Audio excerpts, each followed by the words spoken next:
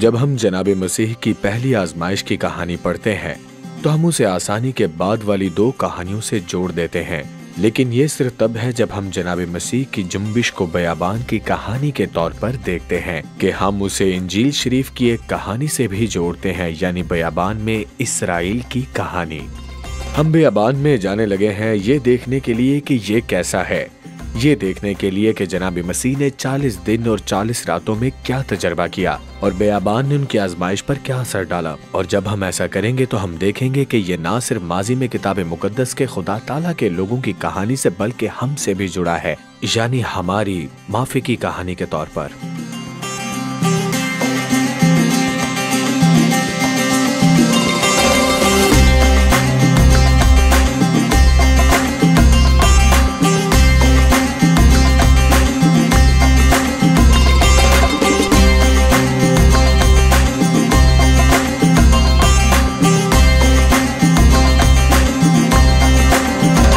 دوستو، مجھے لگتا ہے کہ ہم یہاں رکنے والے ہیں۔ اگر بیگ اتارنا ہے تو اتار دیں اور یہاں چٹان پر رکھ دیجئے۔ تو بتائیے اس چہل قدمی کا تجربہ کیسا رہا؟ یہ واقعی مشکل تھا۔ یہ ممکن نہیں ہے بیابان کی کہانی کو سمجھنا جو کہ بیابان میں ہے۔ اس کے سیاق و سباق سے ہٹا دیں تو یہ امید نہ رکھیں اسے کوئی نقصان نہیں ہوگا۔ اور جو ہم کہانی پڑھنے والے ہیں بیابان میں جناب مسیح کی آزمائش کی کہانی ہے، انجیل شریف بامطابق حضرت متی 4 باب پہلی آیت۔ اس وقت روح یسوع کو جنگل میں لے گیا تاکہ ابلیس سے آزمایا جائے، اور 40 دن اور 40 رات فاقہ کر کے آخر کو اسے بھوک لگ گئی۔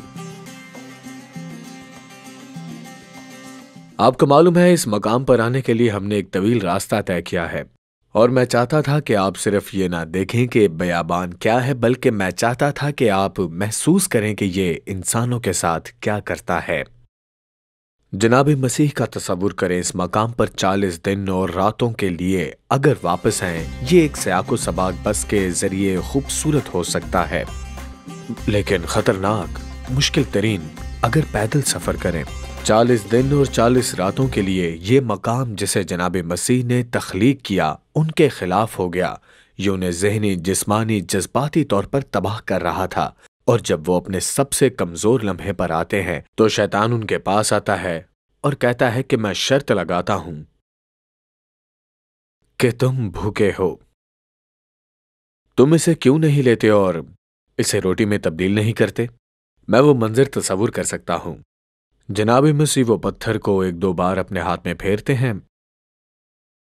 اور اسے پھینک دیتے ہیں، اور وہ شیطان کی طرف موڑ کر دیکھتے ہیں اور کہتے ہیں تم کتاب مقدس کو مجھ پر استعمال کرنا چاہتے ہو، میں اسے تم پر استعمال کروں گا۔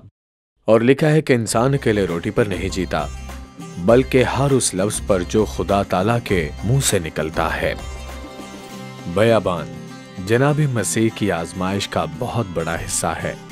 کتاب مقدس کا یہ حوالہ واقعی ایک حکمت عملی کا حصہ ہے جو حضرت متی نے جناب مسیح کی آزمائش کی کہانی سنانے میں استعمال کی ہے، ایک ایسی حکمت عملی جو دوبارہ اور دوبارہ اسے ہمیں بیابان میں جناب مسیح کی آزمائش کے ساتھ اسرائیل کی آزمائش اور جد و جہد کا موازنہ کرنے کی دعوت دیتی ہے۔ متوازن میں سے کچھ کے بارے میں سوچیں۔ اور بنی اسرائیل دونوں کو خدا تعالیٰ کی طرف سے بیابان میں بھیجا گیا تھا۔ وہ حادثاتی طور پر یہاں نہیں آئے، جناب مسیح یہاں حادثاتی طور پر نہیں آئے، بنی اسرائیل حادثاتی طور پر بیابان میں نہیں آئے، وہ یہاں آئے کیونکہ خدا تعالیٰ چاہتے تھے کہ انہیں اس مقام کا تجربہ ہو۔ اور جانتے ہیں کیا ہوا؟ وہ اپنی بھوک کی وجہ سے یہاں پر عاجز ہوئے، اور جب وہ یہاں آئے تو اس مقام کی سادگی نے انہیں پست کیا، اور عین اسی لمحے وہ امتحان پر برپا ہوئے۔ یاد رکھیں بیابان ایسا کرتا ہے، یہ ہمیں عاجز بناتا ہے، ہمیں آزماتا ہے، اور اگرچہ امتحان کا سوال رسمی طور پر متن میں بیان نہیں کیا گیا ہے، لیکن ہم جانتے ہیں کیا تھا۔ आसमानी बाप जनाब मसीह की तरफ मतवज्जा हुए जैसा कि वो माजी में अपने लोगों की तरफ मतवज्जा हुए थे, और उसने उनसे फरमाया कि अब तुम मुझ पर भरोसा करोगे?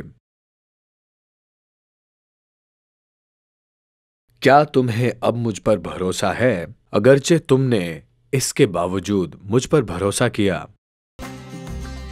बनी इसराइल ने इस इम्तिहान को पूरा करने के लिए बार बार कोशिश की, माजी की उन हदूद पर भरोसा करना जो वो देख सकते थे, लेकिन वो अपनी कामयाबी के मुकाबले में अक्सर नाकाम हुए। और नाजरीन, यही वजह है कि जनाब मसीह आजमाइश के लिए बेयाबान में आए। वो माजी के खुदा ताला के लोगों के तजर्बे को दोहराने के लिए आए थे, ताकि वो बिल्कुल उसी सयाको सबाक में कामयाब हो सकें जहां बनी इसराइल नाकाम हुए थे।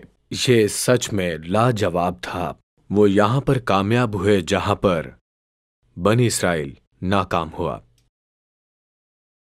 जनाब मसीह मुतबादिल के तौर पर तशरीफ लाए थे। जनाब मसीह वो काम करने आए थे जो आप और मैं नहीं कर सकते, और वो काम किए जो हमने गलत किए। वो कामिल जिंदगी गुजारने के लिए तशरीफ लाए। हम आसमानी बाप के मकरूज थे, लेकिन हमारी गुमराही की वजह से हम खुद को नहीं बचा सके, और जो कुछ हमने किया था जनाब मसीह उसे ख़त्म करने आए थे, हमारी जगह सज़ा भुगतने आए थे। ये मुतबादिल इतना अहम है कि ये किताब मुकद्दस में एक से ज़्यादा मर्तबा बयान किया गया और एक से ज़्यादा तरीक़ों से बयान किया गया। ऐसे औकात होते हैं जब गुनाहगारों की तरफ से जनाब मसीह के ज़रिए अमल बराह रास्त एक जुमले में बहुत से अल्फाज में बयान किया जाता है, लेकिन यहाँ हमारे पास जनाब मसीह की निजात को अमल में लाने की एक मिसाल है। हम उन्हें फरमाबरदारी में रहते हुए देखते हैं। बनी इसराइल और हम आसमानी बाप के मकरूज थे, लेकिन निजात ना पा सके, और ये जनाब मसीह की आजमाइश को ना सिर्फ एक दिलचस्प बयाबान की कहानी बताता है, बल्कि ये उसे हमारी निजात के बारे में भी एक कहानी बनाता है।